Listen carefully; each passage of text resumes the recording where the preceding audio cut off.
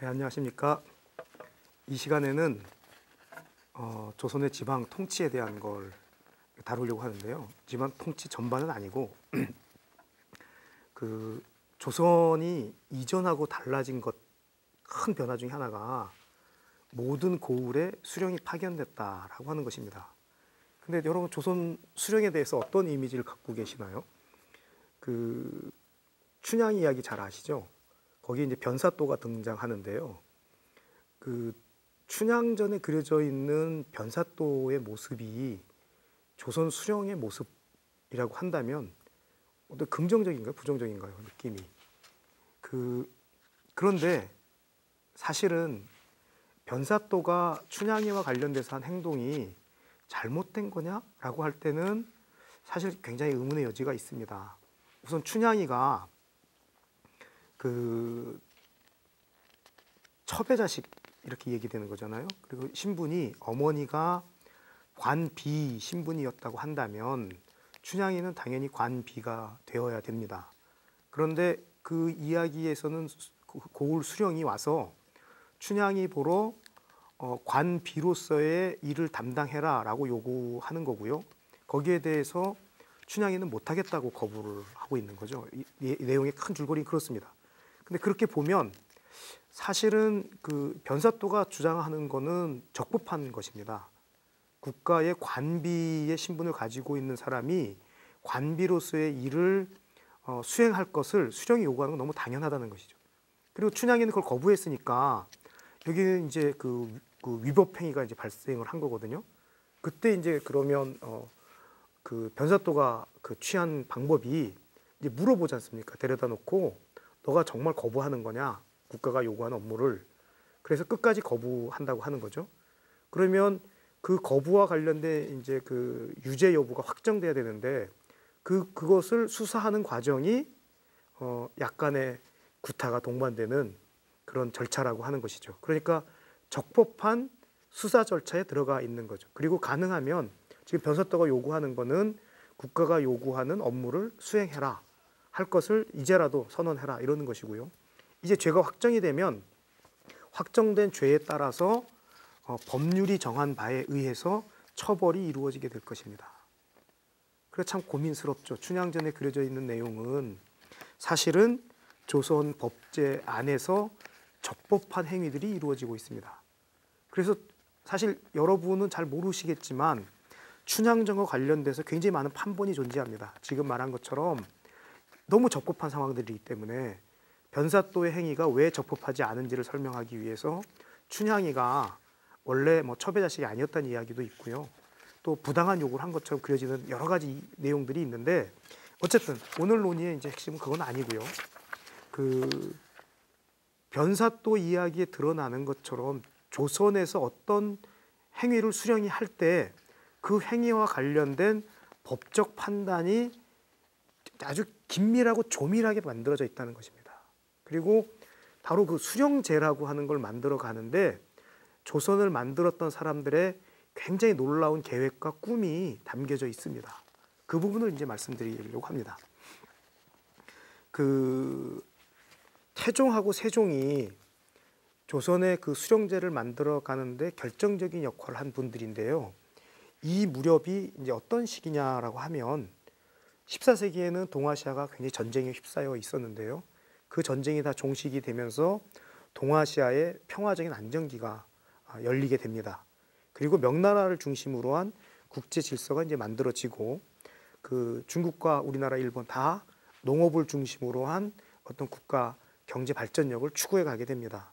그런데 우리는 중국에 비해서는 인구가 10분의 1이고 일본에 비해서도 2분의 1 정도밖에 안 되는 것 같고 농업 생산력도 2분의 1 이하인 걸로 그렇게 이해되고 있습니다. 그러니까 그 나머지 물리적 조건이 불리하기 때문에 우리가 인위적, 정치적 조건을 통해서 이것을 극복해내야만 동아시아에서 다른 나라들하고 대등한 국가 관계를 유지해 갈 수 있다고 하는 것이죠. 그러니까 그렇게 하기 위해서 가장 일선에 서는 그 행정력이 누구냐라고 한다면 수령이라고 하는 것입니다. 그 수령과 관련돼서 조선은 굉장히 깊은 고민을 갖고 그 제도를 정비하게 되는데요. 그 조선이 설계했던 건 이런 겁니다. 고려 때는 한 300여 개가 넘는 군현 중에서 한 200개 정도는 수령이 파견되고요. 한 100여 개가 넘는 고을에는 수령이 파견되지 않고 이웃 고을 수령의 통제를 받도록 그렇게 설계가 되어 있었습니다. 그리고 또 수령이 품질이 이 관품이 낮아서 지방 사람들로부터 권위가 상당히 약한 그런 모습을 보이고 있었는데요. 조선에서는 이걸 다 개선하려고 합니다. 적어도 300개가 넘는 고을이 있다면 그 고을엔 모두 다 중앙에서 파견한 수령을 보내서 균질한 행정 통치를 하겠다. 이게 이제 첫 번째 꿈이고요. 또 하나는 그 수령들은 적어도 6품 이상의 관원이어야 되겠다. 그래야 지방에서 존재하는 여러 가지 토착 세력들에 대해서 이 조선에서 만들어낸 질서 체계에서 우위에 있는 적어도 6품급 이상으로 그 관원을 배치하겠노라. 근데 그걸 하려면 사실 수령이 책임지고 자기 업무를 담당할 수 있는 업무의 표준화, 그다음에 또 평가의 표준화 이런 것들이 이루어져야 됩니다. 그것까지 다 이루어내야만 조선이 의도하고 있는 어떤 통치가 이루어질 수 있다고 하는 것이죠. 그래서 이러한 시도를 굉장히 적극적으로 이제 시도를 하게 되는데요. 근데 참 이상적이죠. 300개가 넘는 고을에 다 수령이 가자. 그리고 거기는 다 6품 이상의 관원을 보낸다. 그리고 그 수령들은 다 그 정부가 정하고 있는 표준화된 업무에 의해서 평가도 받고 업무도 수행한다. 하나하나가 다 그런데 숙제인 것이 우선 갑자기 100자리가 넘는 관원이 생기는 거거든요. 그럼 100자리가 넘는 거기다가 관원을 어떻게 배치할 것이냐의 문제인데 이것이 단순히 또 9품 관원도 아니고요. 6품 관원입니다.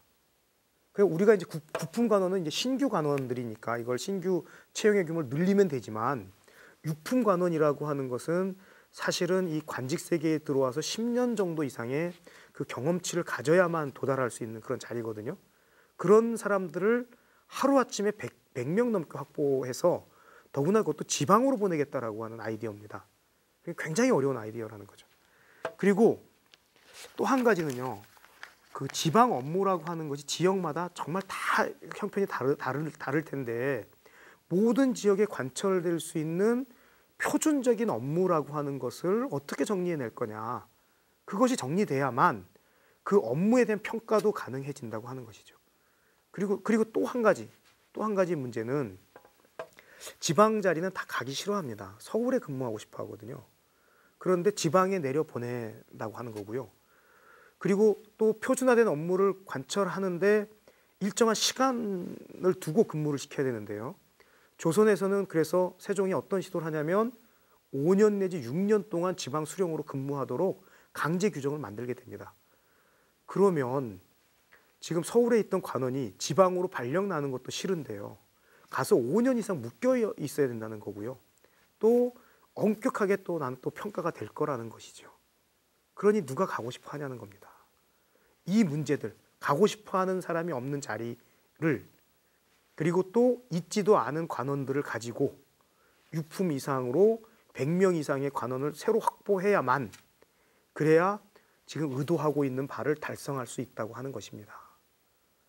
나중에 만들어진 바에 의하면 조선의 수령은 1800의 사수를 채워야 됩니다. 사수라고 하는 건 하루 근무하면 사 하나를 주거든요.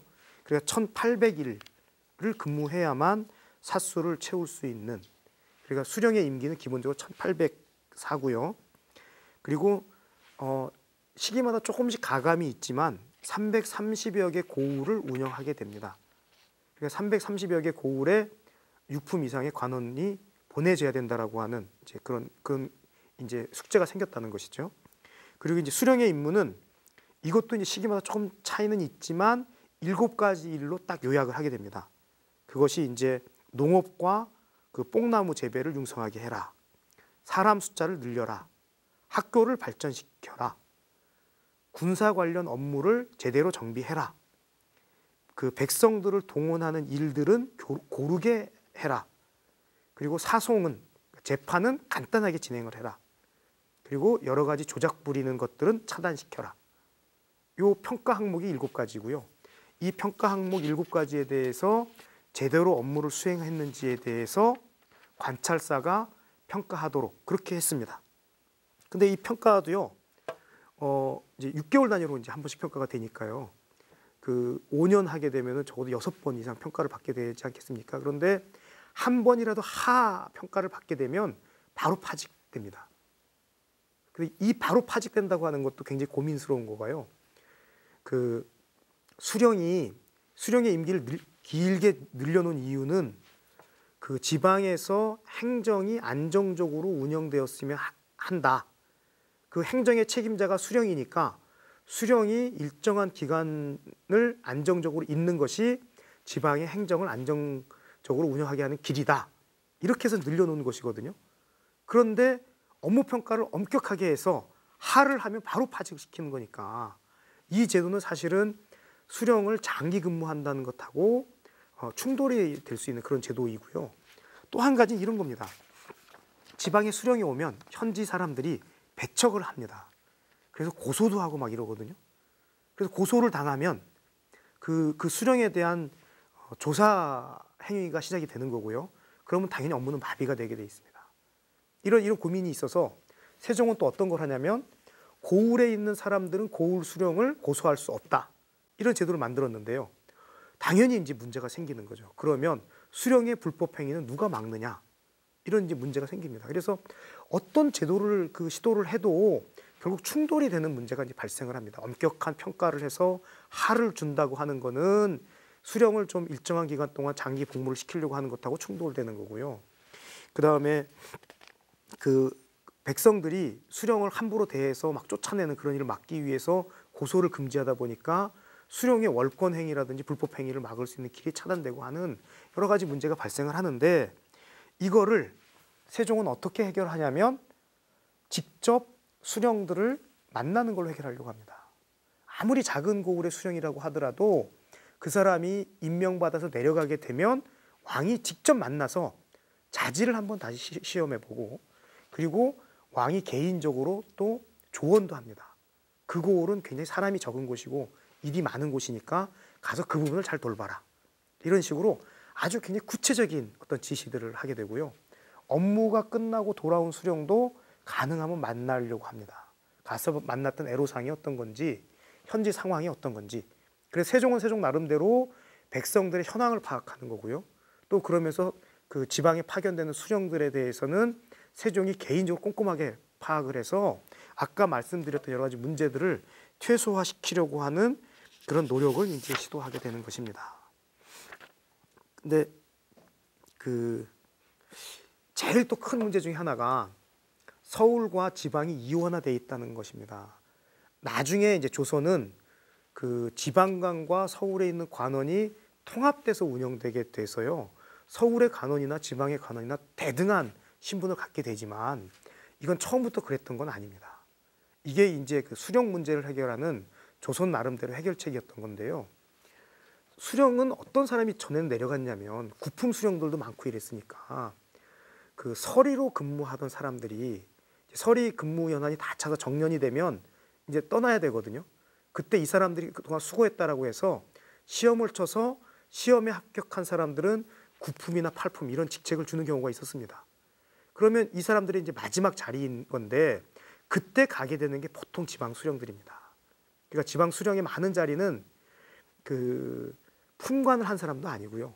서리 출신들이 가서 하게 되는 것이고 더구나 자기의 관직 근무의 마지막 자리이거든요. 그 의욕도 안 나는 그런 자리인 거죠.